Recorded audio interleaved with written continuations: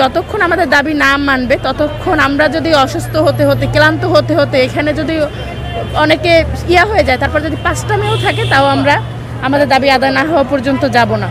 আমরা মহিলা শিশু বিষয়ক মন্ত্রণালয়ের তথ্য আপা প্রজেক্টে কর্মরত কর্মকর্তা কর্মচারীবৃন্দ আজকে 20 দিন ধরে লাগাতার অবস্থান কর্মসূচি নিয়ে আছি। প্রথম 5 দিন আমরা লাগাতার অনশন কর্মসূচিতে ছিলাম এবং পঞ্চম দিনে যমুনা অভিমুখে যাত্রা করলে আমাদের 3 দফায় পুলিশ দ্বারা আমাদের উপরে অতর্কিত হামলা করা হয় এবং আমাদের যে দাবিটা ছিল মূলত 2 দফা দাবি নিয়ে। আমাদের প্রথম দাবি ছিল যে আমাদের যোগদানের পরে আমরা ডিপিপি দেখতে পাই যেখানে ছিল গিয়ে রাজস্ব মানে পদ সৃজনপূর্বক এখানে কর্মরত জনবলদেরকে রাজস্ব স্থানান্তর করা হবে। পরবর্তীতে আমরা গিয়ে অর্থ মন্ত্রণালয় আমাদের মন্ত্রণালয়ের বিভিন্ন চিঠি দেখি।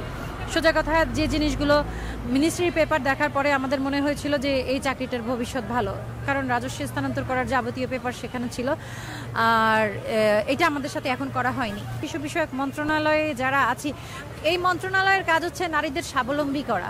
সেখানে দক্ষ 7 বছরের কর্ম অভিজ্ঞ মানুষগুলোকে তারা হাতে ধরে বেকার করবে, এটা তো আসলে কোনো যৌক্তিক সমাধান হতে পারে না। এবং ওনারা যে আমাদের আওয়ামী লীগের ট্যাগ লাগিয়েছেন, আমরা এটারও প্রতিবাদ করতে চাই। 20 দিন এখানে বসে আছি, আর রাস্তায় বসে থাকাটা অনেক কষ্টকর। এখানে 20 দিন থাকতে থাকতে আমাদের মধ্যে অনেকে অসুস্থ আগে হয়েছিলেন, হাসপাতালে ভর্তি হয়েছেন।